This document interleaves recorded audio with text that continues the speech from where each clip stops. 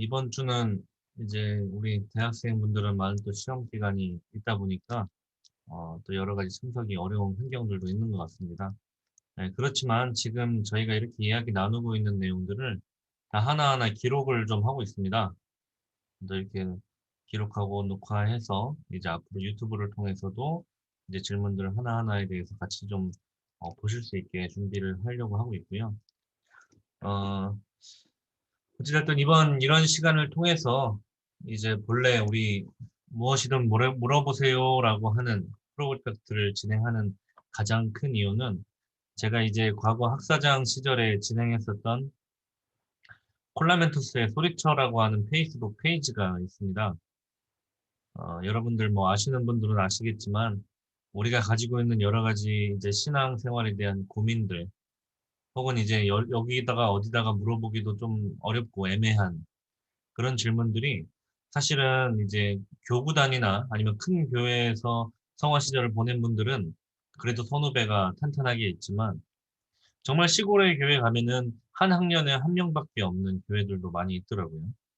근데 그러다 보면은 우리가 자라면서 자연스럽게 해결해야 되는 많은 질문들을 질문 갖지 못하고 또 질문 해결하지 못한 채로 또 한편에 응어리진 채로 나이를 먹고 진학을 하고 어느샌가 모르게 나도 잊어버리고 살았던 그런 질문들이 많이 쌓여 있는 것을 느낍니다. 콜라멘토스의 소리쳐라고 하는 그 페이지를 통해서 많은 질문이 오고 갔고 많은 사람들의 진솔한 답변 그리고 그 진솔한 답변과 함께 또 자연스러운 토론들이 이루어지는 현상들이 참 좋았던 것 같아요. 사실 뭐 정확한 정답만 있었던 건 아니었던 것 같습니다. 하지만 각자 그 질문들을 어떻게 이겨내 왔는지에 대한 이야기나 각자가 생각하는 걸 자유롭게 털어놓는 것이 참 좋았던 것 같아요. 저도 이런 시간을 통해서 제가 하고 싶은 어쩌면 이제 말씀에 준한 혹은 참부모님의 어떤 생애나 이런 원리에 준한 답변들을 많이 드리고 있지만 때때로는 제가 이제 이렇게 표현할 때가 있어요. 이제 제 개인적인 생각입니다만 이렇게 제가 좀 표현할 때가 있는데 이것도 저의 또 개인적인 어떻게 보면 살아오면서 겪었던 저만의 노하우나 저만의 이야기 이런 내용들을 저도 이야기하다가 보면은 또 여러분들이 사실은 또 지적을 해볼 수도 있고 또 이제 또 새로운 이야기를 또 전해주실 수도 있을 것 같아요. 또 이제 사실은 제가 또 제가 아는 것, 제 생각을 드러내야지 또 그 부분에 대해서 또 보완과 수정이 또 가능하고 저 또한 이 시간을 통해서 많이 발전할 수 있는 시간을 갖게 되는 것 같습니다. 마찬가지로 이 질문을 주시고 계시는 많은 분들이 계신데 질문을 주셔서 먼저 일단 감사드리고요. 그런 질문들을 먼저 이제 내주시고 그 질문들에 대해서 서로 이제 많은 이야기들을 주고받으면서 또 이제 자기의 생각을 드러내고 그 생각에 대한 답변을 듣는 그런 과정들 속에서 또 자연스러운 성장들이 함께 병행되지 않을까라고 하는 생각을 하게 됩니다. 오늘도 이제 총 4가지 질문과 마지막에 또 우리 익명 카톡방을 통해서 5가지 총 5가지의 질문이 이렇게 올라오게 되었는데요. 좀 이야기를 나눠보고자 합니다. 먼저 첫 번째 질문으로 넘어가겠습니다. 뭔가 할 때 의욕이 안 생기면 어떻게 극복하시나요? 이렇게 질문이 올라왔습니다. 예, 그 무언가를 하는데 의욕이 안 생긴다라고 하는데 아마 뭐 여러 가지가 있겠죠. 해야만 하는데 하고 싶지 않은 막 그런 상황들도 있을 것이고 또 꼭 해야만 하는 건 아니지만 그래도 의욕을 갖고 하고 싶은 상황들이 좀 생기지 않을까라고 생각도 해봅니다. 저도 이제 뭐 예를 들어서 저도 지금 제가 33살인데 저도 이제 아직은 젊은 나이다 보니까 뭔가 더 발전하고 성장하고 싶지만 뭔가 이제 그런 부분에서 귀찮거나 의욕이 안 생기는 경우들도 종종 생기는 것 같고 또 혹은 어느 한편에서는 저도 이제 공직자라고 하는 자리에 서 있다 보니까 이 공직자로서 해야 되는 일들 또 떨어지는 미션 또 어떤 이제 중앙의 정책이나 해야 되는 방향성들에 대해서 내려오게 됐을 때 그 부분에 대해서 때로는 또 하고 싶지 않은 일들도 생기기도 하고 거기에 대해서 이제 의욕도 안 생기는 경우들도 좀 있는 것 같습니다. 먼저 이제 제 개인적인 답변을 드리기 전에 이제 의욕이라는 내용을 가지고 좀 말씀을 좀 찾아봤는데 뭐 더 깊은 이야기도 있겠지만 가볍게 찾은 말씀입니다만 한번 공유를 해보도록 하겠습니다. 조금 긴데요. 제가 좀 훈독해 보겠습니다. 우리는 이 뜻길을 가면서도 교회와 격리되기 쉽습니다. 교회와 나를 두고 볼 때 교회 안에 있는 내가 아니라 나 자신을 중심 삼고 교회 생활을 하는 경우가 있다는 것입니다. 교회 전체를 중심 삼고 교회 안에 있는 나 자신이 되지 않고 교회와 격리된 입장에 있는 제3자 입장에 서게 되면 교회와 거리가 멀어지게 되고 교회에 대한 관심이 없어집니다. 자극이 없다는 것입니다. 그렇게 되면 교회와 자기의 관계가 점점 희박해집니다. 반드시 교회 생활이 해이해지는 입장에 떨어지지 않을 수 없습니다. 그러면 어떻게 해야 되느냐? 교회 전체를 대신해서 주체적으로 활동해야 하고 그 활동에서 여러분 자신이 고립되지 않아야 됩니다. 고립된 입장에 서지 말고 주체와 보조를 맞추어 나가라는 것입니다. 그렇게 같이 보조를 취하며 싸워 나갈 때 선두에 선 사람들이 느끼고 채택하고 의욕을 갖고 있는 환경을 살필 수 있습니다. 그렇게 되면 교회를 대표하여 주체적인 입장에서 움직이는 사람들의 뒤를 따라가는 것만이 아니라 그들보다 앞서 나갈 수도 있는 입장에도 서게 됩니다. 라는 말씀입니다. 아주, 네. 이제 여기에서 이제 교회 생활이라고 하는 내용을 가지고 말씀을 주신 참부모님 말씀이신데, 여기에서 어쩌면 이 교회 생활이라고 하는 혹은 교회라고 하는 그 단어를 내가 하고 싶거나 내가 의욕을 갖고 싶은 것과 좀 이제 치환해가지고 생각해 보면은 아마 좀 비슷하지 않을까라는 생각을 해보게 됩니다. 이제 내가 무언가를 하게 될 때 그냥 나 개인의 목적을 가지고 무언가를 하려고 하게 되면은 잘 안 하게 되더라고요.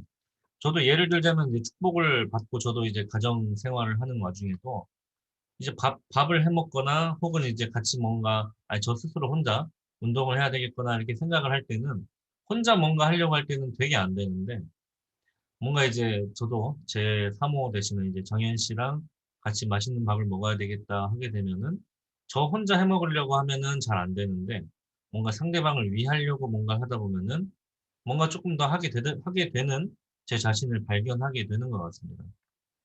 어쩌면 나 스스로의 목적을 가지고 무언가를 하려고 하는 계획이 있다 보면은 그냥 뭐 사실은 '내 삶은 내가 책임진다.'라고 생각을 해야 될까요?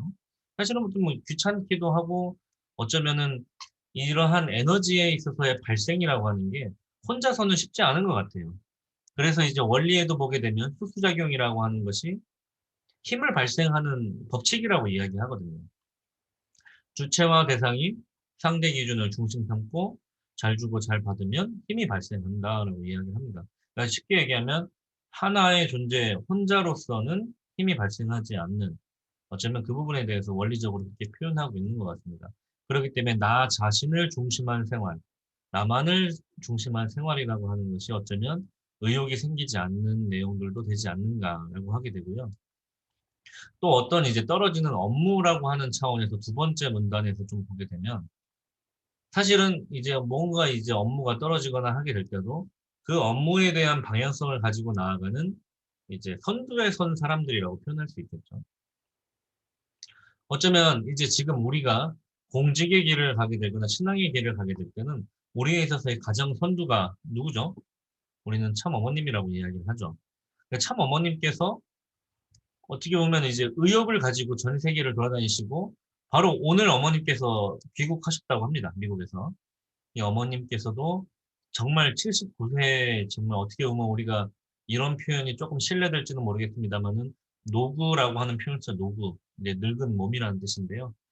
어쩌면 그러한 연세에도 불구하고 섭리를 이끌어 나가고 계시고 피곤하실 텐데도 불구하고 사실은 어머님이 이번 주 내내 좀 미국에서 쉬다 오시지 않을까 많은 공직자들이 이렇게 생각했습니다마는 어머니께서도 섭리가 급하시기 때문에 한국에 또 빨리 들어오시는 내용들을 또 보시게 되면은 어머님의 그 의욕, 어머님의 그 어쩌면 그 원동력은 어디에서 나오게 될까라는 생각도 참 많이 해보게 되는 것 같습니다. 어쩌면 참 어머님의 입장, 어쩌면 저는 이제 지난번 제가 온택트 예배를 통해 아주라고 하는 주제로 같이 이야기를 나눴었는데요. 정말 참된 주인의 자리에, 참된 스승의 자리에 서 계시기 때문에, 참된 부모의 자리에 서 계시기 때문에 누구보다 주인된 자리에서 단 한 명이라도 놓치지 않고 사랑하시기 위한 그런 어머님의 입장이 있으시기 때문에 그렇게 의욕을 가지고 달려가고 있지 않는가라고 생각해 보게 되면은 여기에 두 번째 문단에서 보게 되면 우리 또한 이제 그러한 대표적인 자리에 주체적인 자리에 서야지 그들을 따라가는 것만이 아니라 앞서 나갈 수도 있는 입장에 서게 된다. 물론 이제 어머님을 앞서 나간다는 표현은 조금 어려운 표현이겠습니다만은 꼭 어머님이 아니더라도 우리 주변에 의욕을 가지고 뭔가 열심히 하는 사람들이 있다면은 저는 때때로 그분들을 한번 열심히 따라가 보는 것도 여러분들한테 굉장히 큰 경험이라고 생각을 해요. 내가 살아오면서 내 뜻을 가지고 내가 해보고 싶은 것을 추진해 본 경험들이 많이 없다면 때로는 정말 무언가를 추진을 열심히 하는 사람들 옆에 있다가 보면 어느샌가 그들이 이제 보일 때가 오는 것 같아요. 저도 조금 이제 과감한 표현입니다마는 저도 제가 존경하는 선배님들이나 존경했던 형들 옆에서 계속 같이 따라가고 형님이 하루 종일 어떻게 사는지 같이 또 지내보기도 하다 보면은 어느샌가 이제 '아 이렇게 하면 더 낫지 않을까?'라고 하는 생각이 들 때가 또 생기는 것 같아요. 또 그런 상황이 또 생기게 되면은 '아 오히려 이럴 땐 이렇게 해야 되는데.' 이제 그런 경험의 누적이라고 하는 게 저한테 경험치를 만들어 줘 가지고 마치 제가 그런 상황에 처한 것처럼 고민도 해 보기도 하고 제가 이제 학생 때 뭐 '우리 성화교육부장님이 이랬으면 좋겠다.'라고 하는 생각을 가지고 성화교육부장님을 대하다가 또 이제 제가 학사장이 되고 나니까 '아니 학군장은 이래야 되는 거 아니야?' 막 이런 생각도 좀 해 보기도 하고. 이제 뭐 어떻게 보면 이제 주체적 입장에 한번 서 보는 거죠 제가. 비록 제가 지금 일단은 어쩌면 말단인 직원의 입장에 있을지라도 나보다 위에 있는 입장에 있다면 '이렇게 생각해야 되지 않을까.'라고 하는 어떤 이제 좀 월권으로 느껴질지도 모르겠습니다만 한번 상상을 해 보는 거죠. 예. 그런 고민을 또 하다 보면은 어느샌가 그 자리가 나를 부르고 있다라는 것을 느끼게 되는 경우들도 생기게 되는 것 같아요. 저는 그랬어요. 이제 대학교 들어가서 총학생회를 들어갔을 때 '총학생 회장은 이래야 되는 거 아니야.'라는 생각을 진짜 많이 하고 있었는데 어느샌가 모르게 총학생 회장의 자리에 대한 권유가 들어오기도 하고 그로 인해서 출마도 하게 됐던 것 같습니다.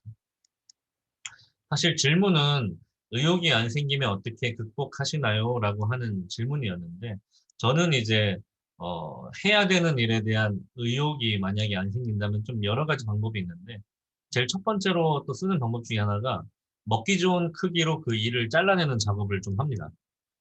예를 들어서 제가 해야 되는 일이 한 그 업무의 강도로 따지면 한 50 정도라고 느껴진다면 제가 감당할 수 있는 업무의 강도가 10인 경우가 있죠. 그러면 5 조각을 내요, 일을.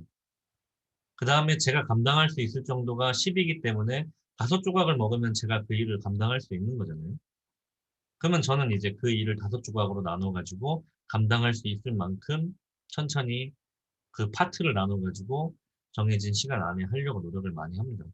근데 처음부터 그 큰일을 한 번에 하려고 하면은 제가 감당하기 어렵기 때문에 먼저 의욕이 안 생기는 것 같아요. 제가 '가능하지 않다.'라고 생각하기 때문에. 두 번째로는 그 일을 왜 해야 되는지에 대한 생각을 저는 진짜 많이 하는 편이에요. 물론 이제 제가 이제 말단의 입장에서 당장 일을 해야 되는 자리에 있을 때 그 일을 해야 되는데 왜 해야 되는지만 고민하고 있으면 위에서 깝깝하겠지만 저는 굉장히 그 동기부여를 굉장히 중요하게 생각하는 사람으로서 그 일을 왜 해야 되는지에 대한 납득이 안 되면 참 어렵더라고요. 그러니까 저 또한 사실은 선배님들한테 왜 그걸 우리가 해야 되는지도 많이 물어보기도 했었고 심지어는 이제 과거에 제가 학사장 시절에 학군장님들하고 막 잔뜩 같이 모여 있는 자리에서 진짜 제가 막 따지고 든 적도 있어요. 왜 이런 식으로 우리가 일을 해야 되냐고.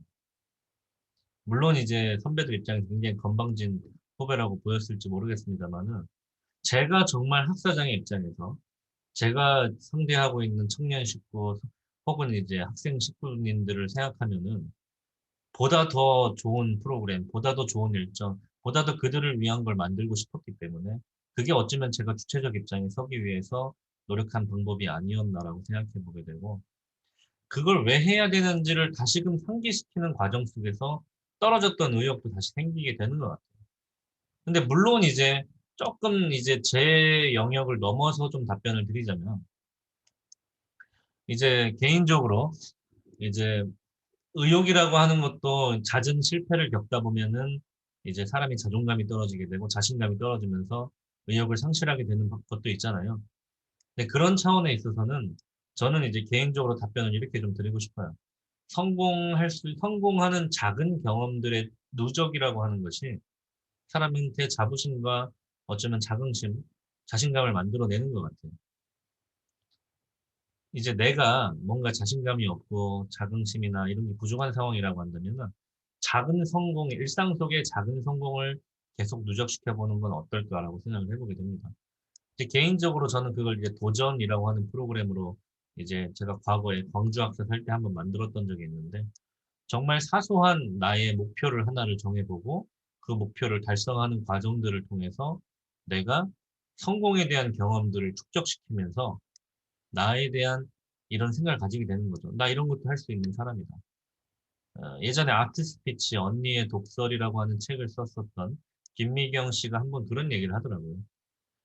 정말 이제 공부의 시작 중에 하나가 이제 다음날 아침 새벽 6시에 단어 하나 외우기.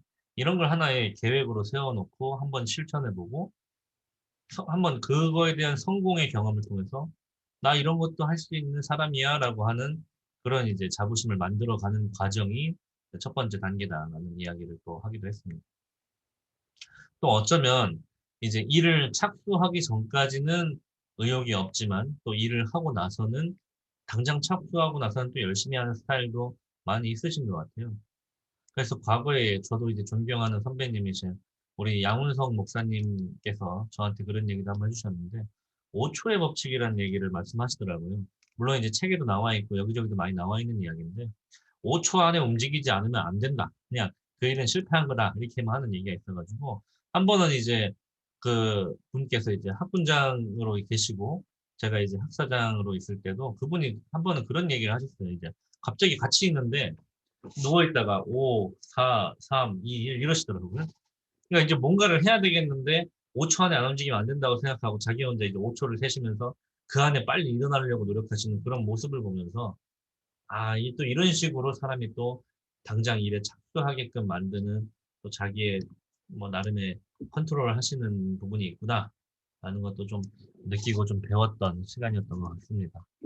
네, 어쨌든 첫 번째 질문에 대해서는 여기까지 좀 답변을 드려보고요. 어쨌든 저 스스로는 의욕을 갖게 되는 가장 큰 방법 중에 하나로 아까 말씀드렸던 먹을 수 있는 크기로 잘라낸다와 두 번째로는 제가 그 일을 왜 해야 되는지에 대한 목적성을 다시 한번 상기시키는 게 저 개인적으로는 의욕을 가지게 되는 방법인 것 같습니다. 다음은 두 번째 질문으로 넘어가겠습니다. 회장님은 현재 YSP에서 가장 중요하다고 생각되는 부분은 무엇인가요? 네. 어, 뭐 사실 이제 YSP에서 가장 무엇이 제일 중요하냐라고 한다면은 사실 제가 정말 많이 고민했습니다. 저도 이제 YSP 뭐 제가 바래서 된 건 바라기 때문에 된 건 아니었지만 2020년 11월 11일 날 참 어머님께서는 저를 이제 사지구 YSP 회장으로 임명을 해주시고 참 어머님께 경배를 올림으로 인해서 제가 이제 그 사명을 받게 되는 과정이 있었습니다. 그때 그 어머님 앞에서 제가 마이크 잡고 이야기할 수 있는 기회가 좀 있었어요. 그날 당일날 바로는 아니었지만 그 아침 오전에 이제 목회자 총회가 끝나고 나서 이제 임명된 사람들과 함께 핵심 지도자들이 천정궁에 이제 어, 올라가서 어머님 앞에 이제 같이 식사를 하면서 한마디씩 하고 막 이제 임명된 사람들이 뭐 노래도 한 곡씩 하는 그런 시간이 있었습니다. 그때 이제 저도 왠지 모르게 그냥 그런저런 얘기를 좀 했는데요. 저는 이렇게 생각합니다. 공직자는 참 어머님께서 베풀어 주신 사랑을 현장에 현장에 전달될 수 있도록 하는 사람이 저는 공직자의 역할이라고 생각합니다. 라고 이제 어머님께 말씀드렸고, 우리 이상재 회장님께서도 당일날 어떻게 말씀하셨냐면, 시작은 참부모여 그 끝은 식구다. 참 어머님을 그리워하고 사랑하는 만큼 식구를 사랑해야 되는 것이 목회자의 본분이고 공직자의 사명이다라고 말씀을 어머님 앞에서 본인의 신앙 간증을 그렇게 하셨습니다. 저희도 마찬가지라고 생각하고요. 그 참 어머님께서 YSP에게 바라시는 참 어머님께서 YSP에게 주셨던 뭐 그런 것들에 대한 것들을 저도 참 많이 고민을 해봤어요. 아까 말씀드린 것처럼 제가 되고 싶어서 된 자리가 아니었기 때문에 진짜 YSP에서 가장 중요한 게 무엇일까라는 고민을 많이 해봤고 정말 현실적인 이야기를 좀 하고 싶어요. 현실적으로.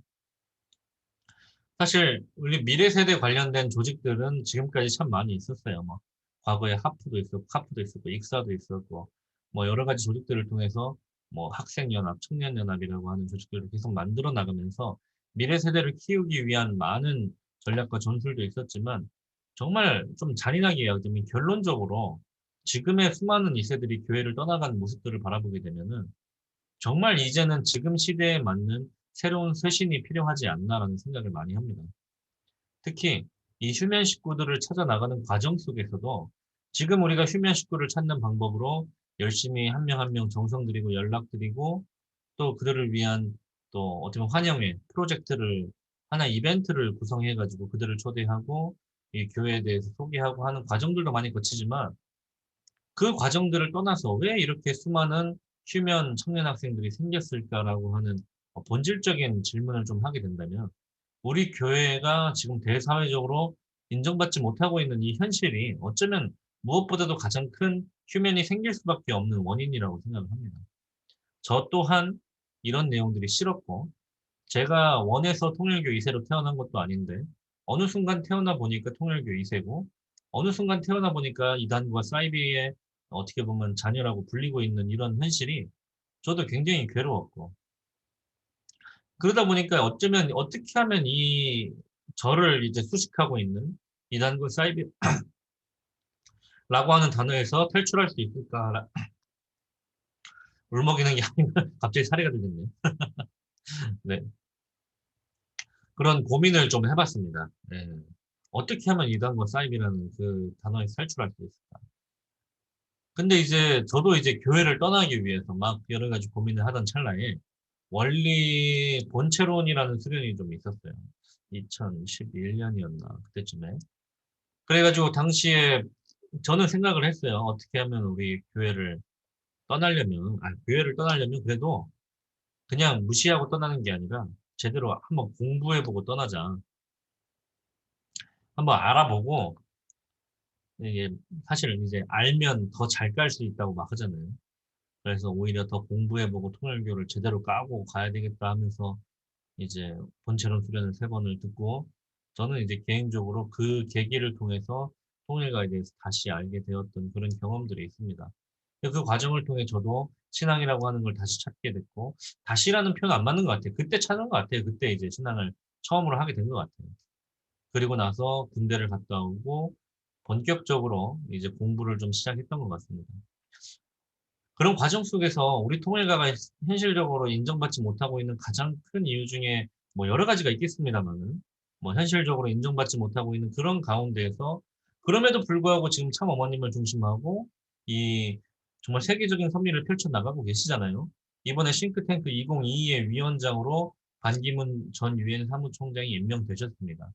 그런 과정들이 결코 우리가 하고 있는 일들이 무시받을 만한 일이거나 그 나약한 일들이 아닌데도 불구하고 이렇게 어려운 현실 속에서는 어쩌면 이제 성경에도 보면 그런 말이 있습니다.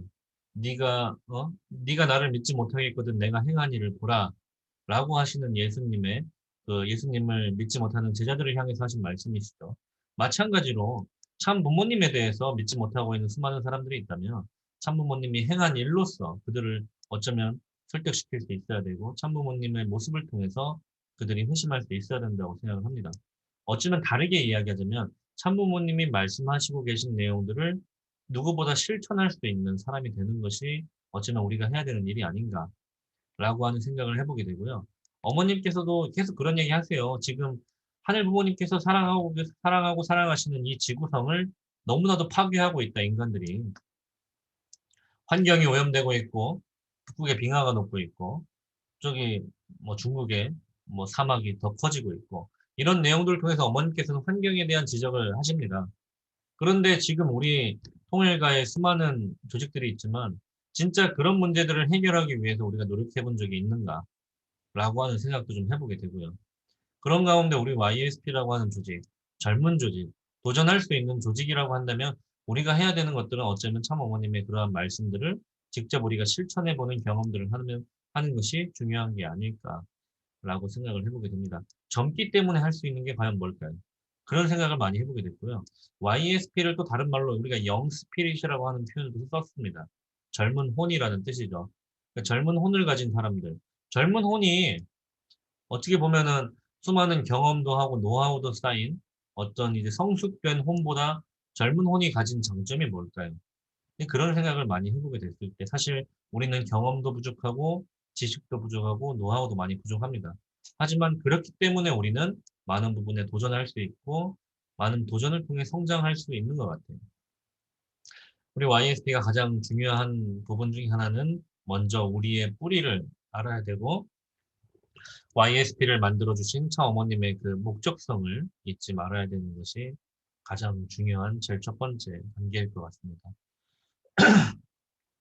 그리고 이제 지금 YSP가 아까 이제 말씀드렸습니다만은 대사회적으로 지금 우리 참어머님께서 하고 계신 일이나 또 우리가 펼쳐나가고 있는 선미적인 모든 일들이 사실은 사회에서도 인정받을 수 있는 많은 일들이 있지만 인정받지 못하고 있는 현실 속에서 어쩌면 참어머님께서는 그렇게 말씀하고 계신 것 같아요.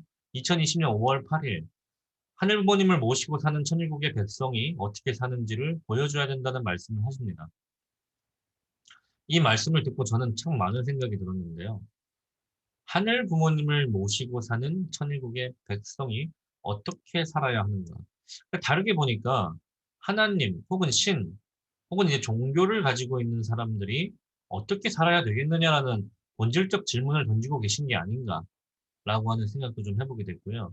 이번 코로나 기간을 통해서 종교를 가지고 있고 신을 모시고는 있다고 얘기는 하지만 정말 이 사회에 수많은 문란, 어찌 보면 이제 수많은 분란들을 일으키고 있는 여러 가지 종교들을 바라보면서 과연 그게 신의 뜻이겠느냐라고 하는 질문도 해보지 않을 수 없었던 기간이었던 것 같습니다. 우리 교회는 정말 사실 놀랍습니다. 코로나가 터지자마자 우리는 어땠어요? 바로 예배 중지했습니다. 온라인으로 예배 드리라고 했습니다. 수많은 종교들은 예배 그대로 강행했습니다. 그리고 계속 사회적으로 많은 무리를 빚기도 했죠. 저는 그런 것들이 어쩌면 우리가 가지고 있는 강력한 무기 중에 하나가 그런 내용들이 아닐까 싶습니다. 참사랑의 실천의 장이 천상이 아니라 지상이어야 된다 말씀하셨습니다.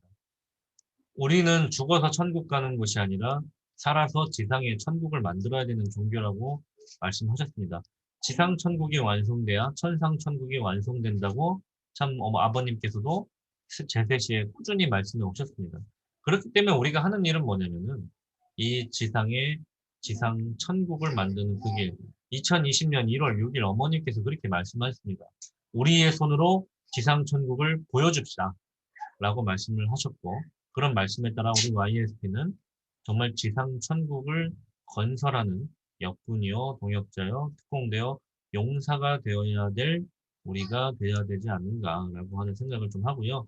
물론 YSP에 대한 자세한 더 많은 이야기를 하자면 끝도 없이 많이 있겠지만 이따가 다섯 번째 질문에도 비슷한 내용이 좀 나와 있기 때문에 먼저 이번 질문에 대해서는 일단 여기까지 답을 좀 드리는 것으로 하겠습니다.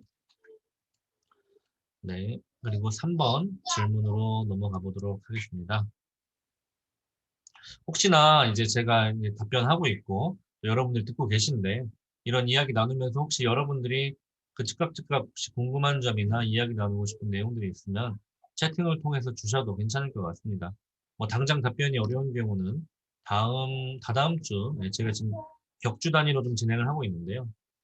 다다음 주에 혹시나 이제 다다음 주에 다뤄야 될 주제로 이야기를 나눌 수도 있을 것 같습니다.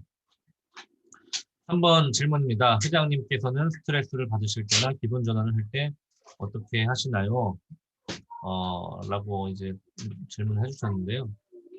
먼저 이제 이거에 대한 답변을 하기 전에 저도 이제 이번에 질문을 네네. 이 질문을 답하기 전에 잠깐 먼저 이제 훈독 하나 흥구절하고 넘어가도록 하겠습니다. 이제 아버님 말씀입니다. 1993년 12월 30일 아버님께서 이렇게 말씀하셨습니다. 앞으로 세계는 공장에 가서 일하는 것을 다 싫어합니다. 93년도에 하신 말씀이에요. 굉장히 오래됐죠. 네. 그래서 앞으로는 여행하면서 살아야 됩니다. 지금 세계 사람들이 바쁜 생활을 하는 것을 보게 되면 불쌍하다는 것입니다. 스트레스가 쌓여 있고 취미라는 것이 없습니다. 인생살이에 취미가 없습니다. 종이 되어 있습니다. 전부 부속품이 되어 있습니다. 거기에는 무슨 취미도 없고 자기 의식도 없이 기계 동작과 같이 살고 있습니다. 일생의 80% 이상을 그러고 사는 것입니다. 그래서 앞으로는 취미 산업을 개발해야 됩니다. 레저 산업이 아닙니다. 취미 산업입니다. 라고 이제 말씀해 주셨습니다. 이렇게 말씀해 주시면서 사실은 또 이런 얘기도 해주셨어요. 이제 미래 산업은 레저 산업이다라는 말씀도 해주셨는데 그 내용이 이제 말씀 여기서 드린 대로 취미 산업에 대한 이야기를 말씀하고 계신 것 같습니다. 다르게 이야기하면 스트레스가 없으려면 어쩌면 우리는 여기에서 좀 두 가지로 볼 수 있을 것 같아요. 첫 번째로는 일하는 거, 내가 하고 있는 일에 대해서 얼마나 기쁘게 하고 있느냐라고 하는 첫 번째 아마 아버님의 말씀이 될 것 같고, 두 번째로는 이제 나의 취미가 있느냐라고 하는 이제 고민을 해볼 수 있을 것 같습니다. 첫 번째 말씀하셨던 것처럼 이제 첫 번째 제가 이야기했던 것처럼 내 일에 대해서 얼마나 즐겁게 하고 있느냐라고 하는 차원에서 참 지금 사회를 바라보게 되면은 굉장히 이제 자본주의 시대가 이제 좀 극으로 치닫다 보니까 사실 지금 시대 여기 계신 분들도 아마 마찬가지일 거라고 생각합니다만은 대부분의 청년 학생들이 취업을 하는 데 있어서 가장 큰 첫 번째 목적이 뭐예요? 사실은 월급이죠. 돈이죠. 돈. 물론 돈이라고 하는 것이 나쁘다는 얘기는 아닙니다. 당연히 우리는 먹고 살기 위해서 기본적으로 필요한 것이 재화이고 그 돈을 통해서 우리가 내가 먹고 살 수 있는 기본적인 것들을 해결해 나가는 것이 가장 중요합니다. 당연히 중요합니다. 우리의 생을 기본적으로 영위하기 위해서도.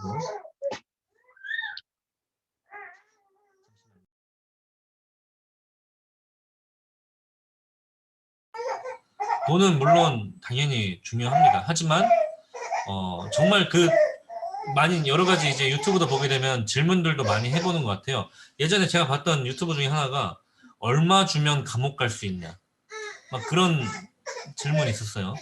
1년에 1억이면 감옥 갔다 올 수 있겠냐.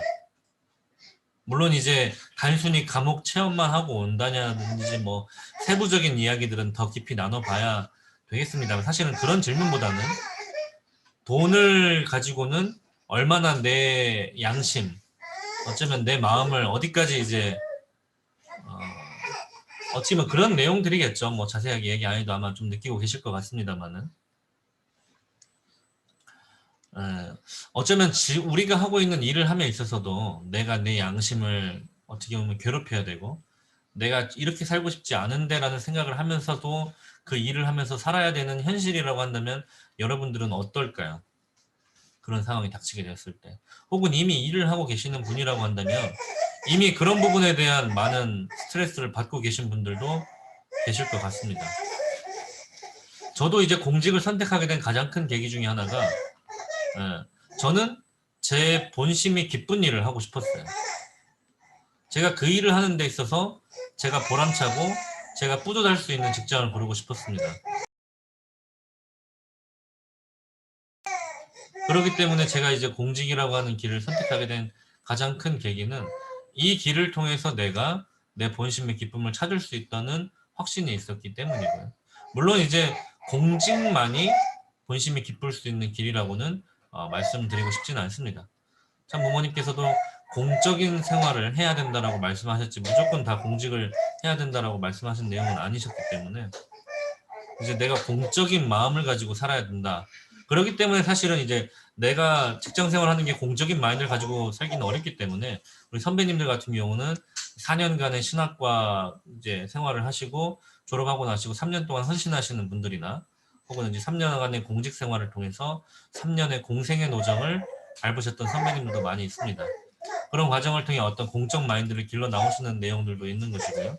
사실은 또 어떻게 보면 우리 선배님 중에 저기 일미치과 혹시 아시는지 모르겠는데 일미치과 원장님이 또 계십니다. 굉장히 또 공적으로 많이 봉사하고 사시는 분인데 이번에 어머니께 쌍tum의 프렌시페 또 가시기 전에 그 나라에 또 의료 봉사를 미리 또 가셔가지고 열악한 환경 속에서 그런 부분에서 많이 복지적 혜택을 못 받고 있는 아프리카 사람들을 위해서 또 그렇게 어떻게 보면 의료 봉사를 갔다 오시기도 하고요. 그런 내용들과 함께 더불어서 어머님께서 상투메 프린시페에다가 그 소방차도 선물하시고 이제 뭐 여러 가지 지원도 하시면서 상투메 프린시페 대통령께서 그렇게 얘기하시죠.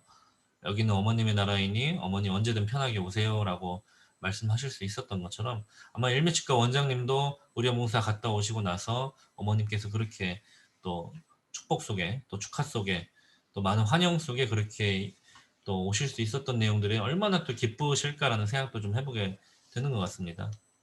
또 많은 요즘의 사회를 바라보게 되면은 각자 직장을 가지고 있지만 또 여러 가지 기부라고 하는 걸 통해서도 여러 가지 보람찬 그런 기쁨들을 많이 느끼는 것은 어쩌면 내 본심에서 기뻐하는 방향이 무엇인지를 우리는 다 같이 찾고 있는 것 같아요. 2018년도, 2020년도 넘어오면서 가장 소비 동향 조사라고 하는 걸 하게 되는데요. 소비 동향 조사에서 가장 놀라운 변화 중에 하나가 사람들이 기부를 되게 많이 한다고 합니다. 여러분들 뭐 유튜브나 인터넷 보시게 되면은 그런 말 요즘에 유행하잖아요. 돈줄 내준다. 예, 돈줄 내준다 그러죠. 돈줄. 그러니까 이제 굉장히 또 선한 영향력을 베풀고 있거나 혹은 최근에 어느 고깃집에서 이제 어떤 여자 목사님께서 이제 또 망언을 하시는 바람에 그 고깃집 보고 힘내라고 여러 가지 뭐 화환도 보내주시고 뭐 화분도 보내주시고 뭐 여러 가지 또 이제 안 보내줘도 되니까 그냥 뭐라 그럴까 기부하는 셈 치고 막 주문하시는 분들도 계셨고요. 근데 그런 내용들을 통해서 지금의 많은 또 젊은 사람들은 어떤 의로운 것을 찾아 나가는 과정을 통해서 내 본심의 기쁨을 찾는 것 같습니다. 근데 마찬가지로 어쩌면 내가 살아가는 데 있어서 가장 큰 부분을 차지하는 것 중에 하나가 또 직업이고 내가 하는 일인데 그런 가운데 내가 하고 있는 일을 내가 얼마나 기쁘게 할 수 있느냐라고 하는 건 또 하나의 또 장인 정신으로서 혹은 직업 정신으로서 가져야 될 또 여러 가지 내용들이 있는데 지금의 현실을 보게 되면 굉장히 그 자본주의적인 성격 때문에 돈이 먼저고 돈을 위해서고 돈이면 뭐든지 해결되는 그런 과정들이 여러분들 보기에 어떻냐는 거예요.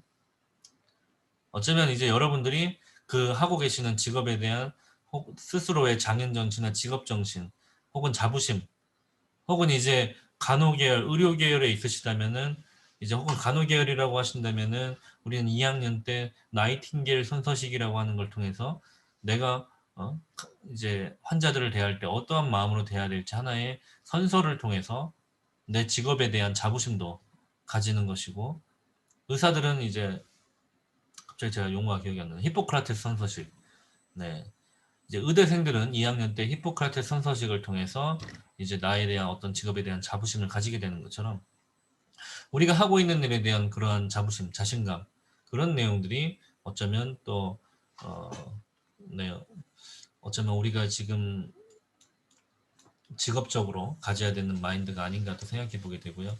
또 한편으로는 우리가 가지고 있는 취미 생활에 대한 또 여러 가지 고찰이도 필요한 것 같습니다.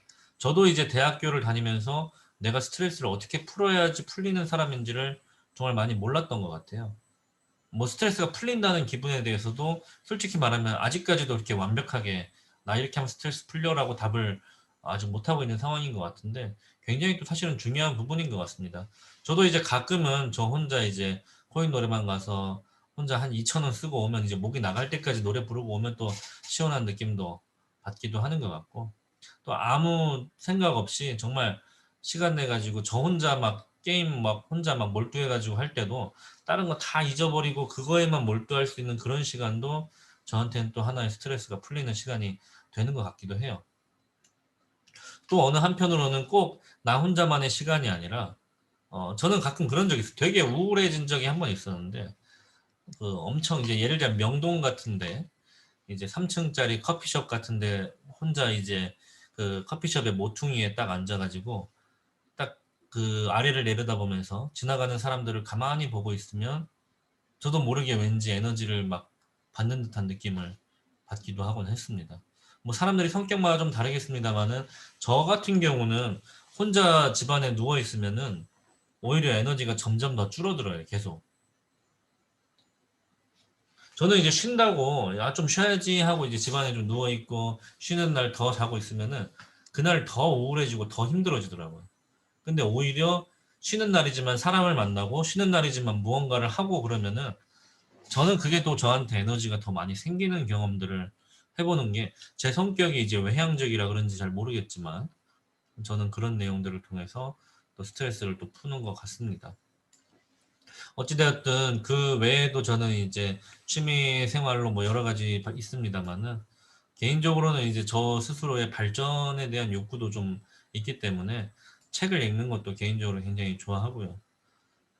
뭐 그런 내용들이 저에게는 또 아까 질문해 주셨던 것처럼 스트레스 받을 때 푸는 방법인 것 같고 기분 전환에 대해서도 뭐 사실 너무 개인적인 얘기라 뭐 너무 개인적인 질문이긴 또 합니다만은 뭐 예를 들자면은 뭐 머리를 하는 것도 굉장히 많은 기분 전환이 되죠.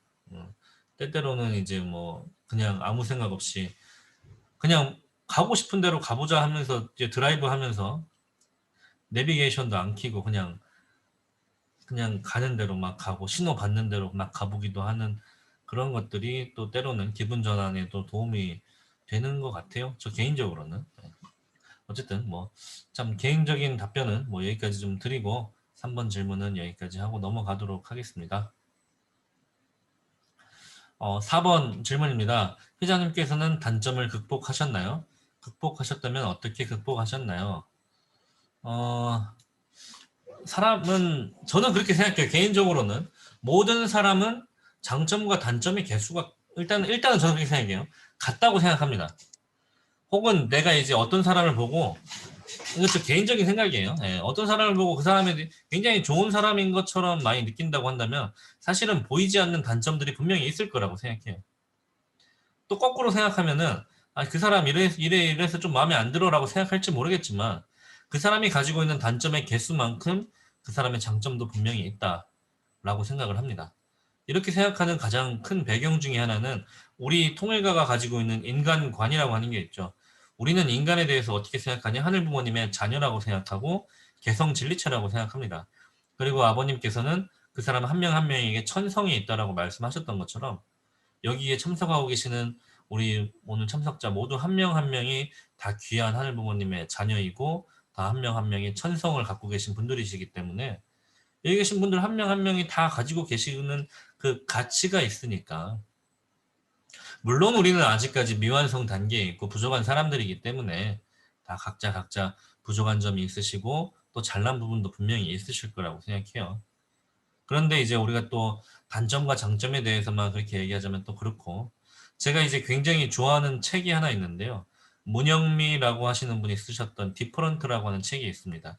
예, 다름이라는 책이죠. 그 책의 주제는 이제 마케팅이고요. 그 책에서 한번 이런 얘기를 합니다. 미국에 있는 아이비리그 대학들이 있었대요. 과거에 그 아이비리그 대학들이 아이비리그로 이름이 붙여질 때에는 그 대학들이 굉장히 다 각자의 대학마다 장단점이 뚜렷했다고 합니다. 어느 대학은 이게 뛰어나고 어느 대학은 이게 뛰어나고. 그런데 그 대학에 대한 이제 대학 수준별 평가, 그 아이비리그의 대학에 대한 평가를 하고 시행하고 나서 달라진 결과 중에 하나가 그 대학들마다 어떤 평균치를 냈다는 거예요. 뭐 예를 들어서 어떤 공학에 있어서의 수준에 대한 평균치를 내고 또 어떤 그 학업 환경 혹은 이제 면학 분위기 뭐 아니면 이제 장학 제도 뭐 이런 거에 대한 평가를 이제 다 했다 그래요. 근데 그러다 보니까 그 평가 이후에 모든 대학들이 어떻게 변했냐? 그 평균에 비해서 부족한 점들을 보완하는 방향으로 모든 대학들이 변화를 맞이했다고 합니다. 근데 그러다 보니까 그 변화를 맞이한 이후에 아이비리그의 수많은 대학들의 변화가 어떻게 됐냐? 이제 각자 뚜렷한 단점과 뚜렷한 장점도 없는 비슷비슷한 어쩌면 이제 그 평균치에 맞춰가는 그 대학들이 되었다라고 하더라고요. 이제 사람이 발전하는 데 있어서 단점을 보완하는 것도 있겠지만 어쩌면 우리가 가지고 있는 장점을 갈고 닦는 것이 지금 시대에 우리한테 정말 또 필요한 게 아닐까라고 하는 말씀을 좀 더 드려보고 싶고요. 어쩌면 내가 가지는 단점을 보완하는 작업뿐만이 아니라 내가 가지고 있는 장점을 찾아서 그 장점을 정말 특출난 장점으로 갈고 닦는 그 길이 나의 가치를 만들어 나가는 큰 방법이지 않을까라고 하는 생각을 좀 해보게 됩니다. 물론 이제 굉장히 이제 우리가 추상적으로 하고 있는 얘기입니다만은 너무 내 단점에만 매몰되지 말자라는 말씀을 또 드리고 싶고요. 저도 이제 뭐 살아오면서 단점이 뭐 하나만 있는 사람은 아니었겠죠. 저도 자라다 보면서 또 어렸을 때 뭐 겪었던 수많은 일들. 저는 이제 초등학교를 4개를 다녔습니다. 아버지가 이사를 많이 다니시다 보니까. 근데 그 4개를 다니면서 사람이 어떻게 바뀌냐면요. 친구 사귀어봤자 어차피 또 헤어질 건데 뭐하러 사귀냐. 이제 사람 만나는 게 귀찮더라고요. 어느 순간부터는. 그러다 보니까 사람한테 정을 안 주기 시작했습니다. 저는 저 스스로는 잘 몰랐어요. 정 안 줘야지 하고 안 주는 게 아니라 어느 순간 보니까 제가 사람하고 친해지는 걸 귀찮아 하더라고요. 그게. 어쩌면 그거 이제 하나의 단점이라고도 볼 수 있겠죠. 근데 또 때로는 저한테 먼저 다가와주고 먼저 또 친하게 지내고 싶어하는 그 친구들을 만남으로 인해서 자연스럽게 그 부분도 많이 채워지고 변화했던 것 같아요. 물론 이제 손 내밀었던 친구들이 있었기 때문에 저도 그 손을 잡으려고 노력했던 저 자신도 있었겠죠. 근데 그런 과정들을 통해서 조금씩 변화가 일어났던 것 같아요. 근데 최근에 이제 사회에 많은 친구들을 대하다 보면 그런 얘기를 많이 해요. 사람 고쳐 쓰는 거 아니다. 뭐 이런 표현들도 많이 하죠. 사람은 안 변한다. 사람은 안 변한다고 생각한다면 저는 공직을 안 했을 겁니다. 사람은 변합니다. 근데 사람이 변하려면 필요한 것들이 좀 있는 것 같아요. 사람이 가지고 있는 사고의 패턴, 사람이 가지고 있는 생각의 방식, 그 사람이 가지고 있는 그 운명을 바꾸기 위해서는 내가 가지고 있는 가치관, 나의 믿음을 변화시켜야 됩니다. 내가 가지고 있는 나의 가치관의 뿌리, 가치관의 나무, 가치관의 가지들을 변화시키지 않고 행동만 변화시킨다고 하면은 그거는 이제 신용을 하는 거예요, 신용을. 뭐 예를 들어서 내가 어떤 모습을 상대방한테 보고 싶지 않다라고 얘기하게 된다면 그 사람이 그 모습을 변화시키겠냐고. 내 앞에서만 안 하려고 하지. 예를 들어서 어떤 친구가 만약에 제가 학사장일 때 어떤 친구 학사생이 맨날 매일같이 막 술을 먹는다고 해봐요. 그러면 제가 그 친구한테 얘기합니다. 술을 안 먹었으면 좋겠다. 딱 이렇게 얘기하면 그 친구는 어떻게 하냐? 이제 술 먹는 모습을 저한테 안 보일 뿐이지 술을 안 먹진 않을 겁니다. 왜요? 저한테 뭐 굳이 저한테 밉보이지만 않으면 되지. 뭐하러 굳이 술을 끊겠어요? 근데 그런 것처럼 사람의 본질적인 변화를 이끌어내는 우리의 방법이 아니라 언제나 우리 공직자들도 마찬가지지만 우리가 선배로서 후배들한테 대하는 모습도 그들한테 우리가 무언가 너 술 먹지 마라, 너 공부해라, 뭐 해라 하나의 잔소리, 뭐 어떤 귀찮은 이야기처럼 전달하기 때문에 상대방이 변하지 않는 것이지 정말 상대방을 누구보다 걱정하고 그 상대방에 대한 그 어쩌면 본질적인 가치관의 변화가 일어나지 않는 이상은 사람은 변하지 않습니다. 다르게 얘기하면 그게 변할 때 사람은 변합니다. 그렇기 때문에 우리가 원리로 재창조된다는 얘기를 하는 것이고 사람이 원리로 무장한다는 얘기도 거기에서 나오는 거라고 생각합니다. 지금은 정말 안타깝지만 지금 10대, 20대, 30대는 무가치관의 시대를 살아가고 있습니다. 과거의 IMF 시절 이전에 97년도 이전의 시대에 살던 분들은 그때 당시 어떤 시대였냐? 그냥 대학만 나오면 졸업하면 어디든지 취업이 되는 시대였잖아요. 그러니까 어떻게 보면 이제 대기업들이 줄을 서가지고 대학교 졸업생들을 데려가던 그 시절에 있던 그 대학생들 분들이 별명이 먹고 대학생이었어요. 먹고 대학생이 뭐냐? 그냥 먹고 놀아도 그냥 뭐 그냥 먹고 노는 대학생들이란 뜻이죠. 근데 그럼에도 취업이 됐다는 의미고 그 시절의 대학생들이 사실 그런 거에 대한 고민을 할 필요가 없으니까 그때 많은 대화를 나눴던 내용들은 내가 도대체 왜 사냐? 나는 뭐 하고 살 거냐? 우리나라는 왜 이러냐? 굉장히 철학적인 이야기들을 많이 나눴단 말이죠. 그러다 보니까 그 시절에 대학가의 운동권에 있었던 사람들이나 혹은 여러 가지 사상 전쟁을 했었던 우리 카프의 입장에서는 승공 운동을 했었죠. 그 시절에 살았던 사람들에게 있어서 하나의 가치관 전쟁이라고 하는 것이 있었는데 사실은 지금 시대에는 무가치관의 시대라고 이야기를 합니다. 무가치관의 시대가 진짜 무서운 이유는요. 어떤 거에 대한 가치를 느끼고 있는 그 가치관이라고 하는 게 뚜렷하지 않다 보니까 사람들이 그 본능적 쾌락의 추구를 많이 하게 됩니다. 가치관이 없으면 그러니까 내가 가치관이라고 하는 말은 내가 어떤 걸 가치 있게 느끼냐는 말이잖아요. 그 가치관이 뚜렷하지 않게 된다면 내가 가치 있다고 느끼는 것은 바로 인스턴트적인 쾌락이 다가오는 그 쾌락주의적 사고를 갖게 된다고 사람은 이야기를 합니다. 그러다 보니까 당장 내가 뭘 했을 때 당장 피드백이 오는 쾌락, 내가 어떤 걸 했을 때 당장 기쁨이 올 수 있는 쾌락에 몰두하게 되는 것이 바로 가치관의 부재 현상이라고도 많은 심리학자들이 이야기를 합니다. 뭐 여러 가지 구글링을 해보셔도 그런 내용들이 많이 나올 거고요.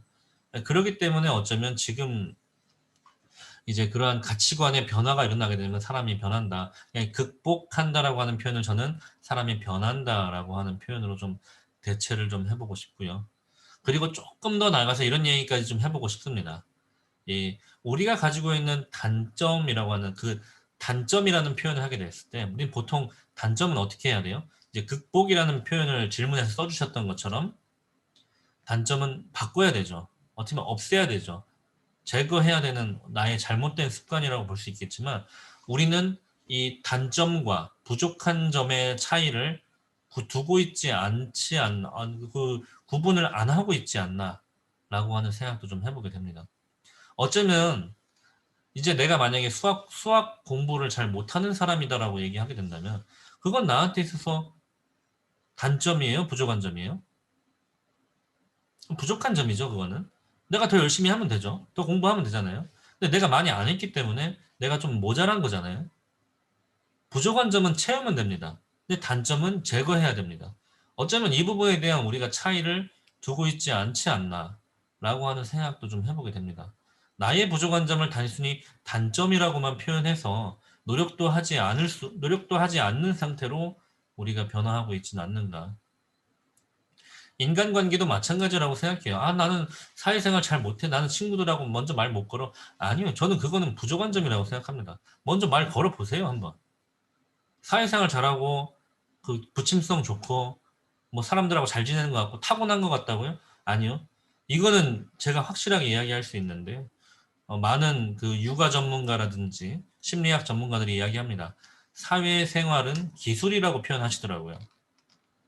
인지심리학자 김경일 씨가 이렇게 이야기합니다. 사회생활은 기술이다. 어떤 외향적 성격, 내향적 성격의 문제가 아니라 그건 기술적 문제라 그래요. 뭐냐면 다르게 얘기하면 숙련되는 과정이라고 이야기를 합니다. 아, 나는 내향적이라서 사람들 잘 못 만나고 내 의견 잘 필요 못하고 저는 이제 그 부분에 대해서 그 심리학자가 얘기하기로는 숙달되지 않았기 때문이라고 얘기합니다. 내가 도전하지 않았기 때문이고 나의 부족한 점이라고 하는 걸 이야기합니다. 도전해야 됩니다. 바뀌어야 됩니다. 아까 이제 저도 이제 YSP라는 표현하면서 그런 얘기 했는데 우리가 젊기 때문에 우리가 가지고 있는 장점이 뭐냐? 경험할 수 있다는 겁니다. 도전할 수 있다는 것이고 그런 도전들을 통해서 내가 성장하고 발전할 수 있는 내가 되는 것이 정말 중요하지 않나라고 생각합니다. 어쨌든 그런 내용들을 통해서 이제 내가 극복해야 될 단점, 내가 제거해야 될 나의 나쁜 습관들도 있겠지만 내가 보충하고 채워나가야 될 그 어쩌면 부족한 점이라고 생각할 수 있는 부분들이 아마 꽤나 많지 않을까라고 좀 생각을 좀 해보게 되는 것 같고요. 저도 지금도 많은 단점이 있고, 지금도 많은 부족한 점이 있고, 지금도 그런 부분들을 채워나가고 변화시키기 위해서 많은 노력을 하고 있는 것 같습니다. 사람이 살면서 완성된 인간이 되는 것은 정말 쉽지 않기 때문에, 우리 통일가의 많은 선배님도 아직까지도 개성 완성 못했다고 막 말씀하시는 거 보면은, 사실은 완성되기 전까지 우리는 끊임없이 보완하고, 또 성장하고 발전하고 완성되기 위해 노력해야 되는 존재들인 것 같아요. 물론 이제 때로는 힘들고 지칠 수도 있겠지만 그런 어쩌면 우리는 그 우리의 미래의 모습을 그리면서 살아야 되지 않을까. 지금의 내 모습은 안타깝고 지금의 내 모습은 힘이 없고 능력이 없고 부족하지만 5년 뒤 10년 뒤 나는 어떤 사람이 돼 있을까 한번 생각해 보시면 좋겠어요. 제가 예전에 광주 학사장 하면서 사실 그런 얘기 되게 많이 했거든요. 제가 이제 중학생 때 제가 정읍중학교를 다녔습니다. 전라북도 정읍에. 그때 제가 정읍중학교 2학년 때인가 한번 반에서 한번 왕따를 당한 경험도 있었거든요. 그때 제가 15살이었어요. 15살. 15살로부터 7년 뒤 22살에 저는 총학생 회장을 출마를 합니다. 15살에 왕따를 경험했던 제가 7년 뒤에 저는 총학생 회장에 출마를 했습니다. 그 7년간에 어느 누구는 변화가 전혀 없었고 어느 누군가는 엄청난 변화를 경험했을 거라고 생각합니다. 여러분 지금 나이에 7년 뒤 결코 먼 미래가 아니라고 생각합니다. 여러분들의 5년 뒤, 10년 뒤 여러분들은 어떤 사람이 되었을까요? 어쩌면 그 모습을 그리면서 살아간다면 우리는 변화할 수 있지 않을까. 물론 질문에 비해서 너무 비약적인 답변인지 모르겠습니다만은 저는 좀 우리 나이 때, 우리 젊은 청년 학생 우리가 그런 마인드로 살아야 되지 않을까 생각합니다. 저는 이제 한번 명언 중에 이런 말을 되게 좋아했는데요. 꿈꾸지 않는 미래는 오지 않는다라는 말씀을 하신 분이 계시더라고요. 그러니까 꿈을 꾸려면 구체적으로 꿔라라는 말씀하신 분도 계시고, 어쩌면 5년 뒤, 10년 뒤에 내가 어떤 사람으로, 어떤 모습으로, 어떤 미래를 그려 나가느냐에 따라서 지금의 내 모습은 달라질 수 있지 않을까라고 하는 생각을 하고요. 누구보다 가장 큰 꿈을 꾸고 누구보다 가장 명확한 꿈을 꾸고 나가고 계신 분이 저는 참 어머님이라고 생각합니다. 그렇기 때문에 제가 공직의 길을 가면서도 어머님을 또 따르고 또 어머님의 그 큰 꿈에 우리가 같이 동참하기 위해 노력하는 이 과정들을 통해서 우리 스스로도 많이 발전하고 있다는 걸 많이 느끼게 되는 것 같아요. 큰 꿈에 함께 또 탑승하고 또 함께 가게 될 때 그 길에 정말 많은 기쁨이 또 있게 되는 것 같습니다. 여기 함께하고 계신 분들은 각자의 아마 꿈이 있을 거라고 생각합니다. 꿈이라고 하는 거는 이제 꼭 어떤 직업을 이야기하는 게 아니고요. 내가 아직 마주하지 않은 미래의 가치를 저는 꿈이라고 이야기하고 싶습니다. 만약에 제가 내일 아침에 맛있는 걸 먹어야지라고 생각한다면 그것도 하나의 꿈이라고 생각해요. 다음 주에 내가 누구하고 어디 놀러 가야지. 이것도 꿈이죠. 아직 다가오지 않은 미래의 어떤 가치를 두고 내가 상상하고 준비하는 것. 내가 다음 주에 어디 놀러 가기 위해서 기획을 하고 예산을 짜보고 또 이제 뭐 가기 전에 미리 알아보고 그런 과정들이 내가 꿈을 이루기 위한 과정인 것처럼 내 지금의 상황에서 1시간 뒤, 7시간 뒤 혹은 이제 1년 뒤의 모습을 그려 나갈 수 있다면 여러분들 5년 뒤, 10년 뒤도 내가 그릴 수 있는 사람이 되지 않을까. 내가 그런 사람이 되기 위해서 차근차근 준비할 수 있는 우리가 된다면 그것이 바로 미래를 준비하고 그것이 바로 성장하고 발전하는 우리의 모습이 아닐까라는 생각을 좀 하면서요. 예, 뭐 질문은 단점을 극복하셨나요라고 하는 질문이지만 끊임없이 부족한 점을 채워 나가고 있고 단점을 극복해 나가고 있는 저 자신에 대한 이야기와 동시에 우리 함께하고 계신 분들도 마찬가지로 나 또한 단점도 있고 혹은 내가 단점이라고 생각했던 나의 부족한 점들도 있고 그 부분은 채워 나감으로써 극복할 수 있다라고 하는 생각을 가지면 어떨까? 라고 하는 생각도 제가 한편으로 좀 말씀을 드려보면서요. 4번 질문은 좀 여기까지 답변을 드려보는 것으로 하도록 하겠습니다. 네, 그리고 제가 지금 뭐 추가 질문이 올라왔는지 잘 모르겠습니다만 일단은 5번, 5번 질문이 있어가지고 5번 질문 공유 드리도록 하겠습니다. 네, 참어머님께서는 청년들인 YSP를 통해서 무엇을 배우길 바라고 계신가요? 라고 말씀을 해주셨는데요.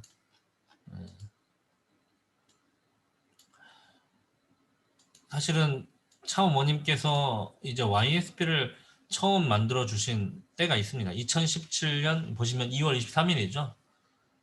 이때 이제 어머님께서 처음으로 세계평화 청년학생 연합이라고 하는 조직을 만들어 주십니다. 그게 바로 이제 YSP, Youth and Student for Peace입니다. 이제 원래는 앞에 IA가 붙어요. International Association of에서 이제 YSP가 붙어가지고 IAA, YSP가 이제 풀 네임입니다만은 네. 그래가지고 여기 써져 있네요. 네. Assembly and Call to Action of the International Association of the Youth and Students for Peace. 네, 어쨌든 이제 YSP라고 하는 조직이 이때 처음 세워집니다. 그리고 어머님께서 이 YSP를 통해서 미래 인재들을 길러 나가야 될 특공대요, 용사가 되어야 된다는 말씀을 해주시거든요. 뭐 여러 가지 말씀들이 많이 있습니다만은 이때 사실 말씀을 짧지 않게 해주셨어요. 그래서 여러분들이 혹시 YSP에 대해서 궁금하시다면 YSP 창설 때 말씀을 한번 더 찾아보시면 좀 좋을 것 같고 뭐 좀 짧게나마 제가 좀 가져오긴 했습니다만은 이게 전체는 아닌데요. 예, 일부분 발췌해 와봤습니다. 여러분들은 천지인 참부모님을 모시고 천일국 세계화의 환경 창조를 위해 노력해야 되는 천일국의 특공대여 용사들이다. 그런 자신감을 갖고 나와주기를 바랍니다. 라고 하시면서 이렇게 쭉 말씀하셨는데 다 혼독하기에는 조금 길기 때문에 좀 밑에서 한 5번째 줄부터 보게 되면 이 대학가 운동, 카프가 활성화되어야만이 국가복귀가 가능한 것입니다. 그렇기 때문에 특히 섭리의 중심 국가인 한국, 일본, 미국은 카프를 발전시켜서 국가복귀, 세계복귀에 참석하는 특공대를 많이 길러내야 할 것입니다. 섭리의 6,000년 탄광복귀 섭리 역사는 어두운 겨울 절기였다면 천일국의 안착을 위해서 국가복귀와 세계복귀를 위해서 나아가는 오늘은 섭리의 봄을 맞은 것입니다. 이 봄에 여러분들이 수고하여 많은 건강한 씨앗을 뿌려 하늘이 바라시는 때에 그러한 인재를 거둘 수 있는 여러분과 여러분들의 책임자가 되기를 축원합니다. 라고 이제 말씀을 주셨습니다. 그러면서 이제 사실 우리 YSP에게 주신 사명이 미래인재 개발원이라고 하는 사명을 또 주시면서 성장이라고 하는 포인트를 언제나 말씀해 주셨습니다. 예전에 한번 이제 김동현 우리 YSP 회장님께서 어머님께 어떠다 이제 독대를 하면서 질문을 하실 수 있는 시간이 주어져 가지고 한번 질문을 드린 적이 있대요. 어머님, 우리 미래 세대들은 어떤 역할을 해야 되겠습니까? 아니면 성장해야 되겠습니까? 라고 하는 질문을 했대요. 저도 이제 왜 그렇게까지 질문했는지 잘 모르겠지만 회장님께서 그렇게 질문하시고 어머님께 받은 답변은 뭐였냐면 성장이다. 딱 단호하게 잘라서 성장해야 된다 말씀하셨습니다. 정말 우리 통일가의 현실을 바라보게 되면은 우리 목회자, 목사님, 선배님들의 평균 연령대가 평균 59세라고 이야기를 합니다. 사실은 사회로 따지면 은퇴해야 되는 시기에 있는 선배님들이 굉장히 많죠. 근데 이러한 선배님들의 기반을 상속받아야 될 우리 미래 세대들이 사실은 상속받아야 될 그 갭이 너무나도 큽니다. 우리 선배님들이 각 국가 대륙의 또 여러 가지 회장으로서 각자의 어떤 역할을 맡으면서 이 섭리를 이끌어 나오셨는데 그 섭리의 그 길을 이어받아야 될 우리가 가져야 될 가장 큰 것 중에 하나는 그 선배들의 그 기반을 상속받을 수 있는 우리가 되는 것. 좀 이제 좀 어려운 이야기가 될 수도 있을지 모르겠습니다만은 우리가 많은 역량을 갖춰 나가야 될 것 같습니다. 정말 이제 막말로 얘기하자면 여러분들이 현장에 계시는 목사님이 말씀이나 혹은 여러 가지 인품이나 이런 내용들이 우리가 보다 더 갖춰 나가서 보다 더 훌륭한 사람들이 되어야지 앞으로 어떻게 보면 이제 역사가 발전하고 우리 통일가가 발전할 수 있는 그런 길이지 않을까 생각합니다. 혹은 여러분들이 저를 보고서라도 아니 어떻게 이제 YSP 회장이라는 놈이 졌다고야? 라고 생각하신다면 저보다 더 뛰어나신 분이 되셔가지고 이 자리를 꼭 뺏어주시기를 바랍니다. 그런 여러분들이 되셔야 어쩌면 우리 미래 세대 기반이 더욱더 발전할 수 있고 더욱더 성장하고 있는 조직으로서 모습을 보여줄 수 있지 않을까 생각을 해보게 되고요. 무엇을 배우기 바랐냐라고 하신다면 어머님께서 UPA 생도들을 이제 길러 나오고 계시죠. 아버님 이제 성화 이후에 어머님께 가지고 계셨던 그 헬기를 판매하시고 이제 원모평의 재단을 설립하시고 UPA를 만드십니다. UPA를 만드시고 UPA 생도들을 길러 나가시면서 교육 방식이 굉장히 군대적으로 키웠습니다. 그래서 사실은 그때 당시에 그 UPA 생도들을 교육하고 있던 훈육관들이 어머님께 받은 명령은 뭐냐면은 더 강하게, 더 군대적으로 가르쳐야 된다. 철저하게 가르쳐야 된다. 어머님이 UPA 생도들을 통해서 그렇게 가르치셨거든요. 어머님의 명령에, 어머님의 말씀에, 어머님의 뜻에 함께 절대 복종하고 갈 수 있는 사람들로서 잘 키웠으면 좋겠다는 뜻으로 이해하고 있습니다. 그런 과정들을 통해서 우리 YSP 또한 참부모님의 그런 뜻과 비전과 말씀을 잘 알고 이 YSP라고 하는 조직을 통해서 저는 이제 그렇게 생각해요. 가장 중요한 거 우리 성장이라고 했는데 예전에 한번 우리 어떤 청년분께서 김동현 회장님께 이런 질문을 했습니다. 언제 사람이 성장할 수 있다고 생각하시나요? 그래서 김동현 회장님의 답변은 도전입니다. 도전하면 성장합니다. 라고 말씀하셨습니다.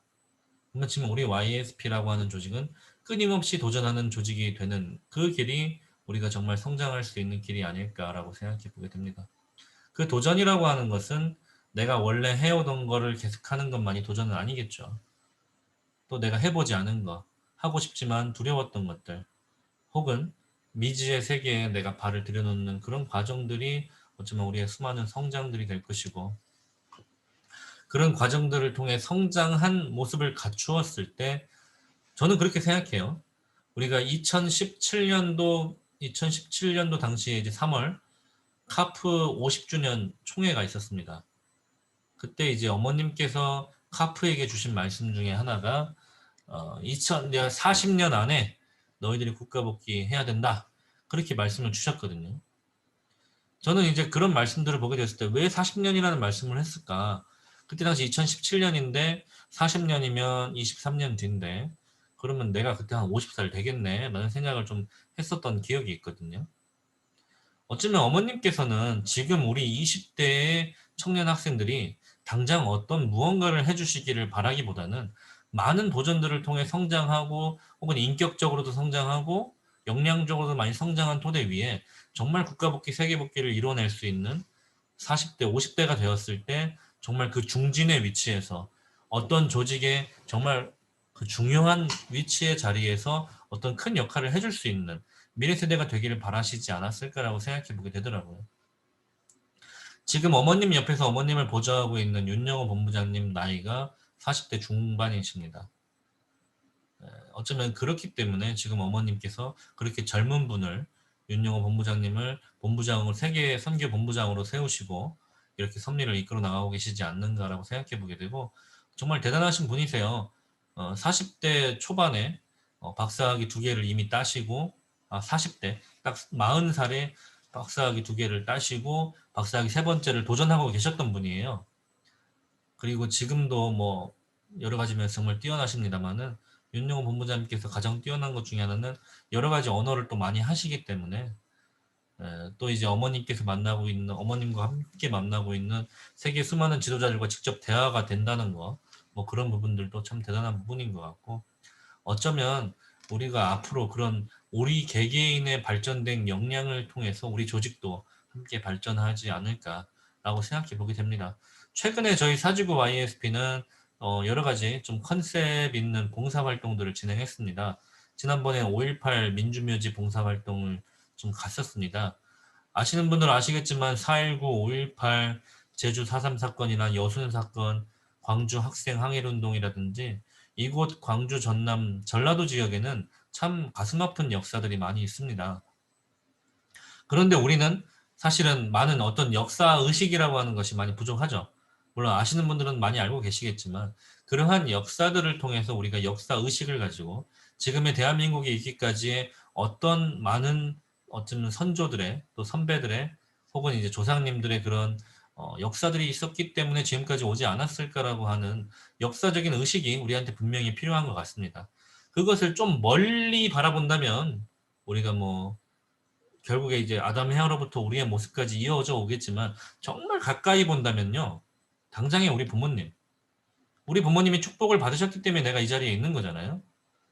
우리 부모님께서 참부모님을 통해 축복을 받고 내가 태어났기 때문에 이 자리에 있다. 어떤 역사의식이라고 하는 것은 그렇게 멀게 뿐만이 아니라 우리 부모님의 그러한 역사를 통해서 내가 태어났다는 것부터 자각하는 것.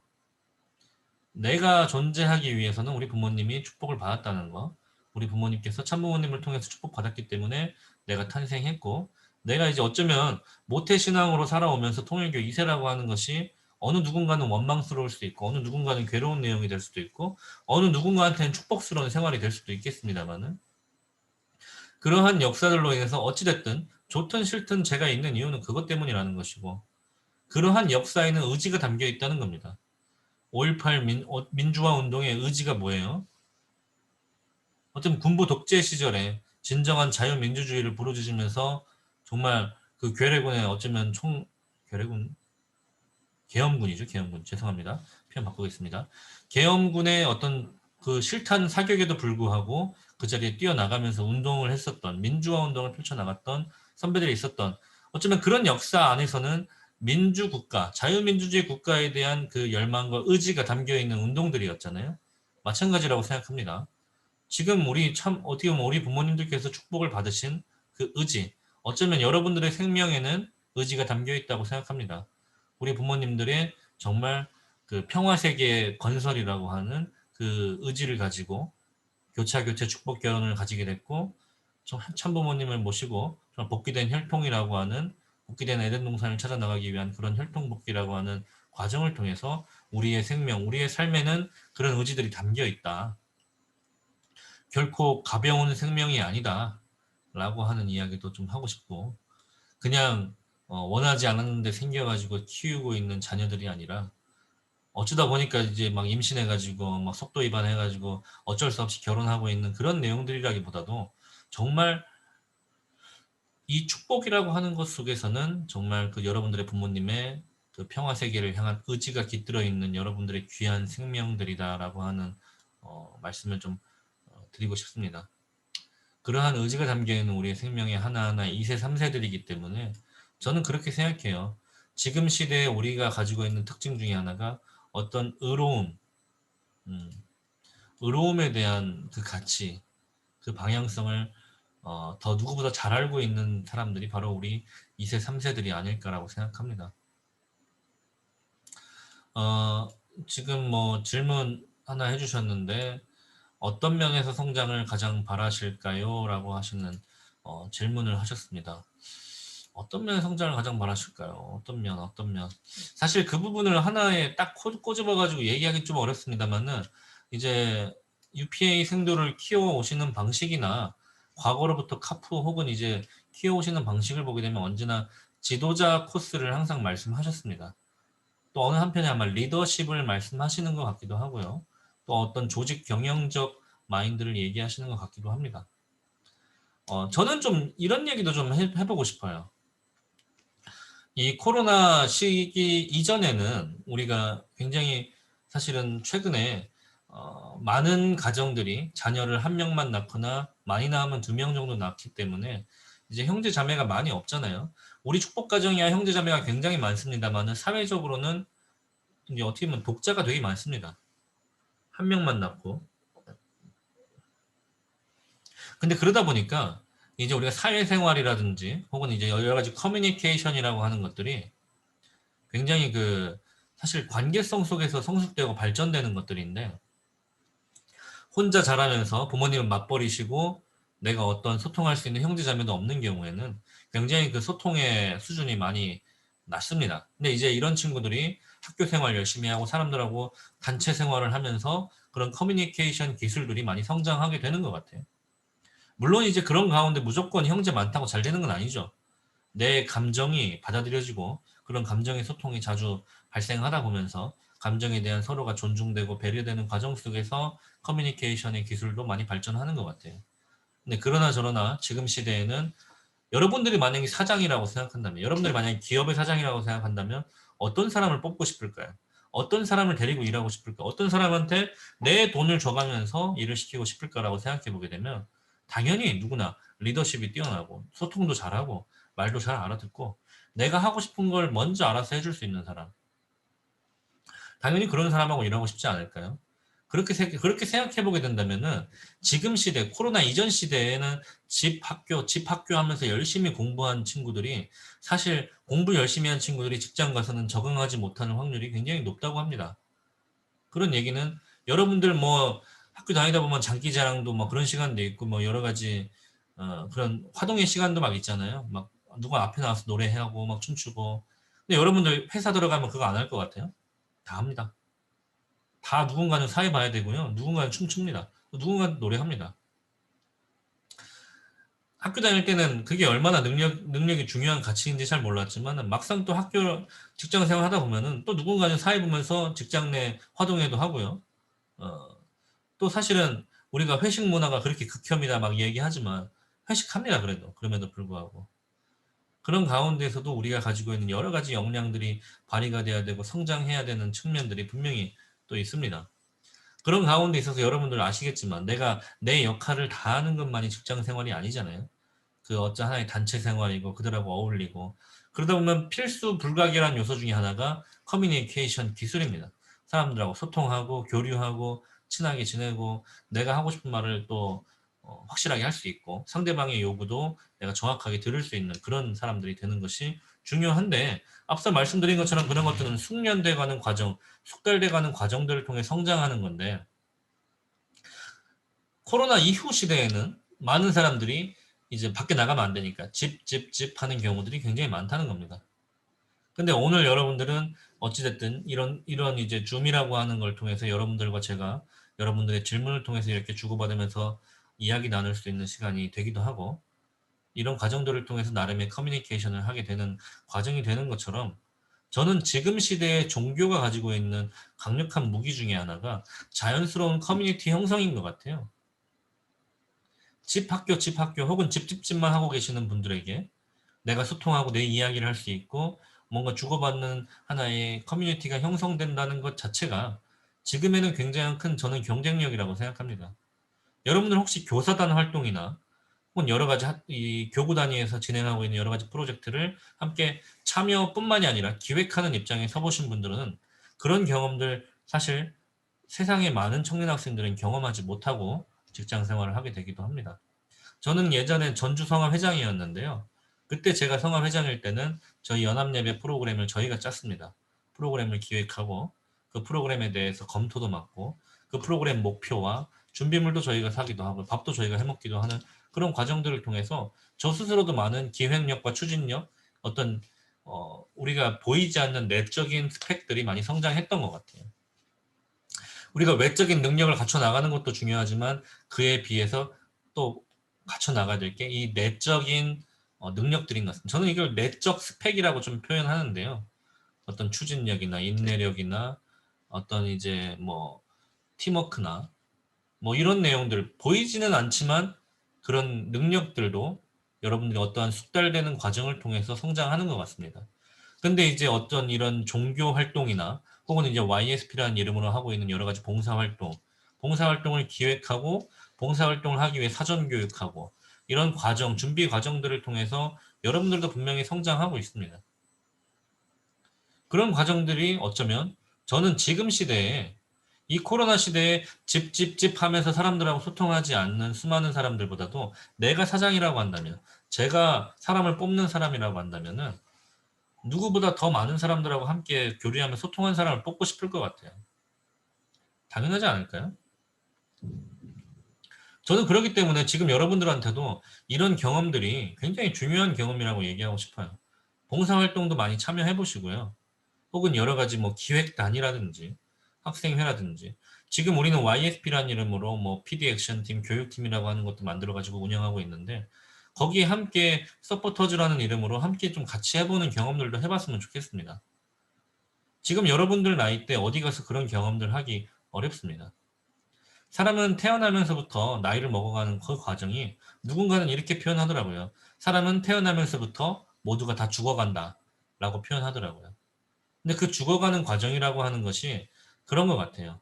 사람이 서 있으면 앉고 싶고, 앉고 싶으면 눕고 싶고, 눕고 싶으면 눕다 보면 자고 싶은 것처럼 그것이 이제 에너지 준위, 이제 제가 공학도니까 약간 과학적으로 설명하자면 에너지 준위가 낮은 방향으로 흐르는 그곳이 사람이 안정된 상태로 가는 방향이라고 이야기합니다. 근데 사람이 안정된 상태로 그 방향으로 가다 보면 어떻게 돼요? 맨날 자죠? 맨날 자면 어떻게 돼요? 사람 죽습니다. 그러니까 쉽게 얘기하면 사람은 다 태어나자마자 다 죽어갑니다. 근데 그 내가 편한 방향, 내가 죽어가는 방향과 반대 방향으로 갈 때 창조가 일어납니다. 내가 원하는 방향, 내 몸이 어쩌면 싫어하는 방향으로 가게 됐을 때 사람에게는 창조가 일어난다고 생각합니다. 내 몸이 편한 방향으로만 가게 되면 그건 죽어가는 길입니다. 그렇기 때문에 도전했으면 좋겠습니다, 여러분들이. 내가 싫어하는 도전도 많이 해보시면 좋겠습니다. 지금이 아니면 못합니다. 그런 생각을 가지고 해보시면 좋겠습니다. 저도 이제 33살인데 제 나이 먹고도 새로운 거에 대한 도전이 두려워요. 저희가 한 번도 해보지 않은 걸 해보라고 하면 두렵습니다. 근데 제가 공직을 하고 이제 YSP 이제 지구 회장의 자리에 서다 보니까 저한테 갑자기 어머님 모시고 있을 때 갑자기 정국진 회장 노래 준비해 이럴 때가 있어요. 노래 연습 하나도 안 했는데 갑자기 하래요. 근데 이제 과거 같으면 아 못해요라고 할 텐데 그냥 에라 모르겠다 하고 해버립니다 지금은. 아니 내가 뭘 그런 거를, 아니 내가 뭐가 쪽팔려가지고 내가 뭐가 두려워가지고 그런 거 안 하려고 하고 있나 하는 생각을 가지고 요즘에는 그냥 하라면 합니다. 근데 그런 경험, 그런 도전을 통해서 저한테 얻어지는 게 더 많다는 걸 많이 느끼게 되는 것 같아요.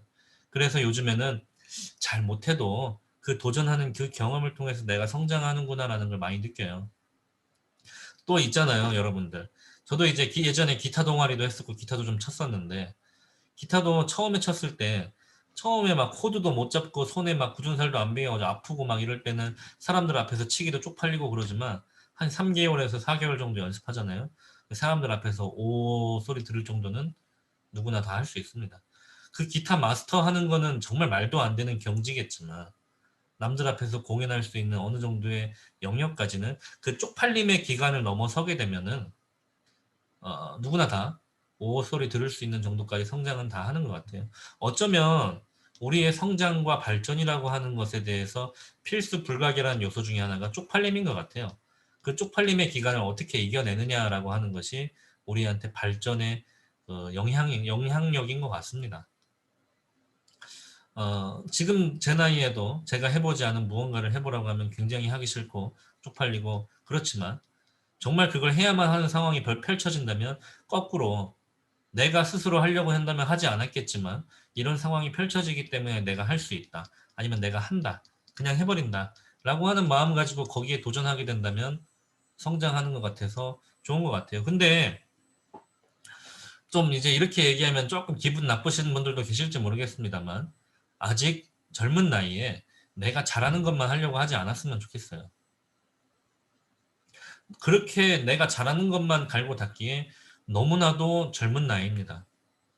아직 내가 더 잘할 수 있고 더 많은 영향력 혹은 더 많은 역량을 가질 수 있는 분야가 많이 있습니다. 아니 내가 잘 모를 뿐이에요. 어느 영역을 가든 아직 쪽팔림이라는 단계를 넘어서지 않았기 때문에 혹은 그 쪽팔림이라는 단계를 넘어서는 게 두려워서 나를 가두고 있을지도 모르겠지만 여러분들의 5년 뒤, 10년 뒤에 여러분들 스스로가 어떤 사람이 되어 있을까라는 걸 생각하면서 살아가신다면 지금 여러분들에게 있어서 그 지금의 쪽팔림의 기간이 5년 뒤에는 어마어마한 성장의 동력원으로서 자리를 하고 있었다라고 생각할 수 있지 않을까라고 하는 말씀을 드리고 싶고요. 어쩌면 저는 제가 지금 말씀드리고 있는 모든 내용들이 우리 YSP가 배워야 되는 내용이라고 생각하고 우리 YSP가 가져야 될 정신이라고 생각해요. 제가 예전에 한번 전남교구 사무장을 하던 시절에 갑자기 교구장님께서 캄보디아를 가자고 하셨어요. 그때 뭐가 있었냐면 어머님 캄보디아 대회가 있었거든요. 근데 이제 저보고 이제 막 뭘 가이드 같이 뭐 당시에 뭐 저보고 뭘 하라고 하셔가지고 그냥 뭐 알겠습니다 하고 갔는데 저는 이제 그 당시에 이제 여행사 직원이 같이 비행기 타고 가가지고 막 수속이랑 이런 거 도와줄 줄 알았어요. 근데 공항에서 빠이빠이를 하더라고요. 그래가지고 이제 큰일 난 거예요. 이제 캄보디아 갔는데 원어민도 없고 가이드도 어디 있는지 모르겠고 이제 제가 목사님들 한 스물 몇 명 데리고 왔어요. 그 캄보디아를. 그럼 어떻게 해야 되는지 모르겠어요. 완전히 이제 땀 뻘뻘 흘리면서 막 이제 그때 당시 막 인터넷 켜가지고 구글 켜가지고 막 찾아보기도 하고 캄보디아 막 찾아보기도 하고 전화도 해보고 막 여기저기 경하는 것도 해보면서 진짜 엄청나게 당황스러운 상황이었는데 그 과정을 통해서 저도 굉장히 많은 걸 배운 것 같아요. 캄보디아 저희 그때 물론 이제 좀 여담입니다만 어머님 대회가 있었기 때문에 우리가 입국을 할 때 정말 감사한 게 뭐였냐면 캄보디아는 원래 비자가 필요한데 어머님 대회 참석자라는 이유로 비자가 면제가 됐어요. 추가적으로 그 앙코르와트라고 캄보디아에는 좀 국제적인 관광지가 있거든요. 세계 7대 불가사의. 거기도 이제 우리가 공짜로 들어갔어요. 뭐 그런 경험들도 해보기도 하면서요. 태어나서 처음으로 가본 나라지만 참 어머님의 그 기반이 어마어마하구나라는 생각도 할 수 있었고 캄보디아 일정 끝나고 베트남으로 넘어가야 되는데 그때도 똑같았어요. 한국말 할 줄 아는 사람도 없고 이제 제가 목사님들 스물 몇 명이 뒤에 줄 서 있는데 제가 지금 그 캄보디아 국제 수속해주는 사람하고 막 대화해야 되는데 영어도 서로 막 어설프고 막 열심히 막 그때 또 찾아가지고 바디랭귀지도 해가면서 결국에는 그 베트남으로 이동을 했거든요. 아 정말 그때 진짜 미쳐버리는 줄 알았는데 근데 그런 과정들을 통해서 저도 굉장히 많이 배우고 성장한 것 같아가지고, 물론 그때는 난처하고 난감하고 힘들었지만, 이게 제가 지금 웃으면서 이런 얘기를 할 수 있다는 것도 저한테는 그걸 극복하고 참 재밌는 추억으로 남길 수 있다는 것 또한 제가 성장했다는 뜻이겠죠. 제가 성장하지 못했다면 맨날 그거 가지고 씨불씨불 하고 있을 거 아니에요. 짜증나는 기억으로. 근데 또 그런 경험들을 통해서 많이 또 재밌는 추억도 생긴 것 같고, 베트남 가서도 뭐 여러 가지 재밌는 일들도 있었습니다만은, 뭐 그런 얘기들은 나중에 좀 더 시간이 되면은 이야기를 하고요. 어찌됐든 여기에 계신 지금 함께 이 시간까지 참여해 주시고 계신 분들께 너무나도 감사드리면서, 사실 여러분들한테 정말 전하고 싶은 말이 딱 한마디 있다면은, 통일교 여러분들이 아는 것보다 정말 많은 내용이 있습니다. 저도 이세로 살아오면서 아버지가 목회를 하셨거든요. 제가 통일교 잘 아는 줄 알았어요. 근데 아니더라고요. 저도 지금도 새롭게 알아갑니다. 지금도 어머님에 대해 새롭게 알아가고 있고, 지금도 아버님에 대해 새롭게 알아가고 있습니다. 우리가 알지 못하고 있는 사실이 너무나도 많고, 우리가 알지 못하는 정말 우리의 힘도 너무 많습니다. 그런데 내가 살아오면서 겪었던 것들 뿐만이 통일교라고 생각하지 않았으면 좋겠습니다. 여러분들 아직 많이 배워야 되고 더 많이 알아야 될 필요가 있습니다. 그 이유는 보다 더 여러분들이 행복하고 성장하기 위해서, 여러분들의 그 의지가 담긴 생명이라고 제가 표현했는데요. 그 의지가 무엇인지, 여러분들의 부모님이 어떻게 축복받게 되셨고, 여러분들의 부모님이 보셨던 비전이 무엇인지, 왜 통일가에서 이렇게 살아오고 계신지, 왜 일평생을 이단 사입이라는 소리를 들어가면서도 이 길을 걸어 나가고 계신 통일가의 지도자분들과 지금 여러분들의 부모님, 각 지역의 핵심 식구님들이 왜 그러고 사시는지에 대해서 여러분들은 아실 때가 분명히 올 겁니다. 저는 이제 그런 말을 되게 좋아합니다. 생각하는 대로 살지 않으면 사는 대로 생각하게 된다. 지금 우리가 살아가는 데 있어서 내가 어떠한 의지를 가지고 내 삶에 대한 방향키를 잡아 나가지 않으면 그냥 흘러가는 대로 살아가게 될 겁니다. 그런 삶이 행복하다면 상관없겠지만, 지금 내 삶에 뭔가 변화가 필요하고 정말 행복한 삶을 추구하고자 한다면 어쩌면 지금 나는 생각하는 대로 살아야 될 시기가 되지 않았을까. 어떤 삶을 살아야 될지 내 가치관을 다시 한번 뿌리부터 다시 한번 잡아봐야 될 시간이 필요하지 않을까라고 생각합니다. 제가 군대에 있을 때 그 작업을 한번 했습니다. 제가 가지고 있는 가치관을 싹 다 뜯어 고치는 작업이요. 제가 좀 그 프로그램을 개인적으로는 좀 개발을 하려고 노력을 많이 하고 있는데, 가치관의 나무를 심어보자라고 하는 제가 개인적으로 프로그램을 좀 만들어 보려고 노력을 하고 있습니다. 어찌됐든 우리가 가지고 있는 가치관들에 대한 개선 작업이 사실은 원리로 무장하는 작업이고, 그것이 말씀으로 자기 자신을 재창조하는 과정입니다. 그런 과정들을 통해서 변화한 내 자신이 정말 저는 그런 과정들을 통해 다시 태어났다고 저는 개인적으로 자부하고, 그리고 지금도 정말 축복받고 행복하게 잘 살고 있는 것 같습니다. 여러분들도 정말 행복한 축복 받으시고 축복 가정으로서 잘 살아갈 수 있는 여러분들이 되셨으면 좋겠고, 이 시간 이렇게 많은 시간 함께 해주셔서 너무나도 감사드리고요. 우선은 5번째 질문까지 여기까지 답변 드리고 인사드리도록 하겠습니다. 너무나도 감사합니다.